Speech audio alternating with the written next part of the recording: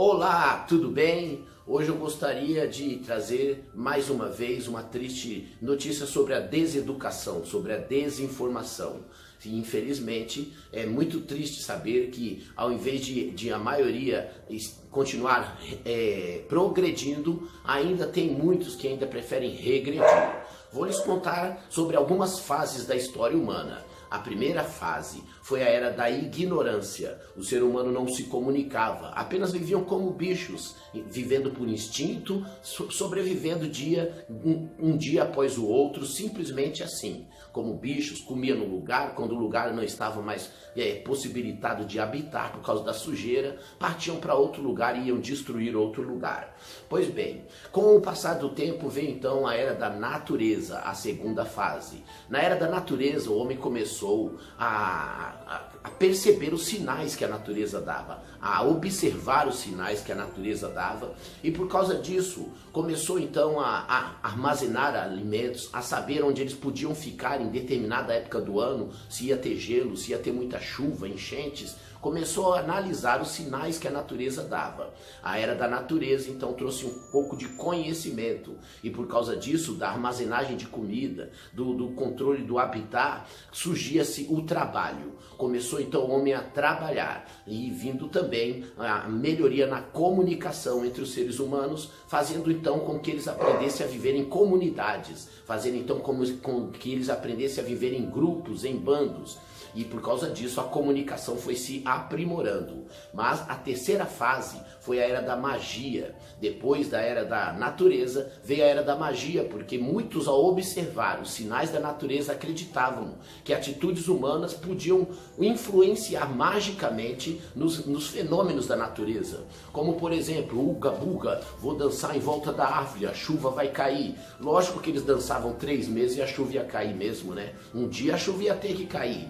Então, também isso foi observado na era da natureza, e por volta do século 8, mais ou menos, é que então essa observação trouxe a necessidade da explicação, de responder os porquês.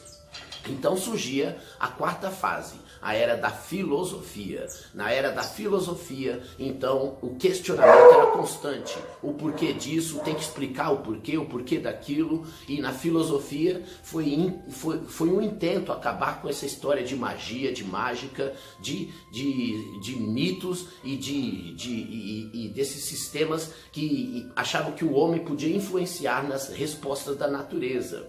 Inclusive, foi nessa era da filosofia que muitos passaram a contestar a existência de Deus. Foi só por volta do século IV, mais ou menos, que então eles observaram que não dava para tirar Deus da jogada. A metade então acreditou que Deus era inquestionável, não dava para tirar da jogada porque havia uma força suprema, um quinto elemento, e outras ainda tentavam contestar. Mas foi nessas contestações e observações que surgiu a quinta era. Então foi a era da ciência. Cientificar-se de tudo. Teria que ser provado que sim ou que não. Cientificamente, então, foi surgindo ideias da psicologia, psicanálise, psiquiatria, matemática, foram surgindo esses conhecimentos todos na cientificação. Então, a ciência ainda tentava provar a inexistência de Deus, quando muitos cientistas também, hoje renomados ateus de antigamente, hoje já acreditam que Deus existe sim. Mudaram de opinião de tanto se cientificar que não tem como tirar Deus da jogada. A próxima fase humana depois da ciência que nós estamos vivendo agora, a da tecnologia, a da inteligência artificial, mas quanto a isso deixaremos para outro dia. A questão é que essas fases humanas, primeiro a ignorância, depois a natureza, depois a magia, depois a filosofia e depois a ciência, mostra que o homem foi evoluindo no seu saber, melhorando as condições de sobrevivência. Só que na época, por exemplo, da magia, existia um nome que era muito famoso, Merlin. E sim, esse Merlin deve ter existido mais ou menos uns 3, 4 mil Merlins no decorrer da história. Também foi um mito, mas Merlin fazia ler bola de cristal, ler o que o fogo estava falando, coisas mágicas. E a história é linda, é sensacional. Eu, como amante que sou de história, adoro estudar história, gosto muito de estudar de história. Eu entendo que a história cientifica a gente das coisas que aconteceram. E é por isso que é muito estranho hoje ver dentro de faculdades professores de escola, professores de história, dizendo que podem ler a mão das pessoas. E isso é apenas uma psicanálise esdrúxula, mas uma psicanálise da leitura científica do corpo, da leitura científica até de como a pessoa se veste, da leitura científica do habitat natural em sua volta, para fazer uma estatística, e é através dessa estatística que vem esses chutes, e chutam. Eis que eu estou vendo que você está passando sofrimento. Muitas pessoas estão, principalmente quem se enche de piste, quem pinta o cabelo de vermelho. Lógico que é batata, é uma revolta, é alguma declaração de coisa eclodida dentro de si, que está tentando se expor para fora, uma revolta que tenta se expor. Então já se chuta logo. Eis que você tem passado uma grande luta no seu lar, ou no seu emprego, ou no amor, sei lá. A pessoa confirma primeiro, ela vai puxando estatisticamente o restante dos chutes. É uma psicanálise esdrúxula, usado por cartomantes, usado por quem lê mão, por exemplo. É usado essa técnica de chutes conforme estatística. Voltando lá para a era da magia, como pode um professor de história regredir dessa forma? Como pode hoje homens estudados ainda acreditarem, e duvidam da existência de Deus, mas acreditam nessas manias, nessas leituras mágicas, que são apenas uma das áreas da psicanálise, que não é chute, mas estatística,